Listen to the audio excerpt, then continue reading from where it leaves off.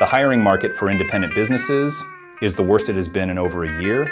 Private equity is buying up your competitors at record multiples, and the financing market just shifted in a way that affects whether you should refinance, expand, or sit tight.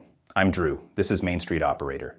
It's the morning of May 11th, the week after National Small Business Week, and I want to spend the next 10 minutes on the 3 stories that should reshape what you do this week. Start with hiring, because the numbers came out last week and they are uglier than the financial press is making them sound. Businesses with fewer than 10 employees have cut jobs for 13 months in a row. And reporting from CNN and ADP last week showed mom and pop shops shed 292,200 jobs in 2025, the worst single year on record since this data has been tracked. Retail lost 41,700, manufacturing 38,600, construction 17,700. The NFIB April jobs report released this month shows 34% of small business owners had openings they could not fill, the highest reading since June of last year. And 87% of you who are actively hiring are saying you cannot find qualified people. So here is what to do this week.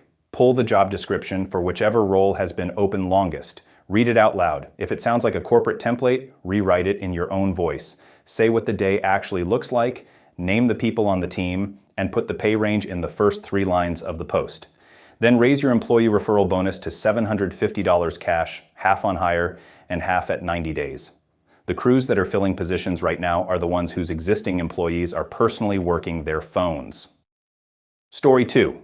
If you operate in HVAC, plumbing, electrical, roofing, pest control, dental, vet, or any home or commercial service, private equity is no longer coming for your sector. It has arrived. There are now 27 active PE roll-up platforms in home services alone, with more than $50 billion of committed capital looking for deals, according to the 2026 PE in HVAC tracker. Apex Service Partners closed roughly 60 add-on acquisitions in 2025. In February, Blackstone bought Champions Group for $2.5 billion at an implied multiple of 18.5 times EBITDA, as reported by the American Investment Council. That number matters to you whether you ever sell or not. Here is the operator action. If you have ever thought about selling at any point in the next 5 years this week, pull your last 3 years of P&Ls and recast them. Add back your owner salary above market, your personal vehicle, your spouse's payroll if applicable, and any one-time expenses. That recast EBITDA times somewhere between 6 and 12, depending on size and category, is what you are actually worth. If you do not know your number when the unsolicited call comes, and the call is coming, you will sell low. And if you have no intention of ever selling, the same exercise tells you whether you are pricing your services like a $10,000 EBITDA shop or a $1.5 million EBITDA shop. Most independents are leaving 15% of revenue on the table in pricing alone. Story 3. The financing market and the tariff bill landed in the same week. The prime rate sits at 6.75% as of this week.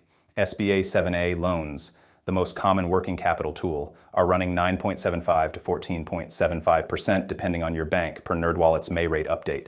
SBA 504 loans used for buying real estate or major equipment are fixed between 5 and 7% for the life of the loan. That is a 400 to 700 basis point spread between the 2 programs. If you are renting your shop and you have been thinking about owning it, the 504 is the cheapest 25-year fixed money on the market right now. The tariff side is grim. A new Federal Reserve survey says 42% of small firms now name tariffs as a primary financial concern. 97% of small and mid-sized businesses have already deployed at least one mitigation strategy per freight waves. Small operators expect to absorb roughly 46% of tariff cost increases versus 35% for large competitors, and the Center for American Progress found small businesses paid $306,000 on average in tariffs last year. Your action this week. Pick one SKU, the one you sell most of, and reprice it. Test a 4% increase. Most operators discover their customers do not blink, and that one move is worth more than 3 weeks of cost cutting. That is the brief.